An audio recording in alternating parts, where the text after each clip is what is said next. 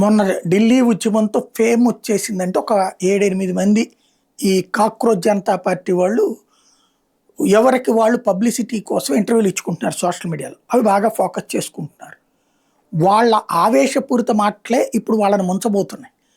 అందులో తాజాగా చెప్పుకొచ్చినటువంటిది మా ప్రధాన లక్ష్యం ధర్మేంద్ర ప్రధాన్ కాదు.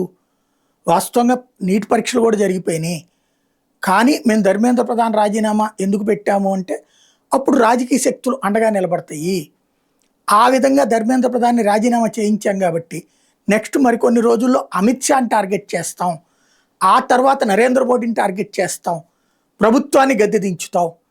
ఈ దేశంలో ఈవెన్ అభిజిత్ దిప్కే కూడా చెప్తున్నాడు. ఈ దేశంలో ఇప్పుడు నాకెవరన్నా సపోర్ట్లు వచ్చారంటే వాళ్ళ మీద ఈడీనో సిబిఐ విచారణ జరుగుతాయి.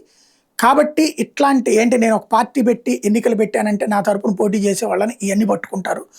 అందుకని నేను ఉద్యమాల ద్వారానే ప్రభుత్వం మార్చాలనుకుంటున్నాం, ప్రభుత్వాన్ని దించాలనుకుంటున్నాం అన్నటువంటిది తను చెప్పుకొస్తుంది. అంటే తద్వారా వీళ్ళందరూ పక్కా ప్లాన్తో ఉన్నామని చెప్తున్నారు.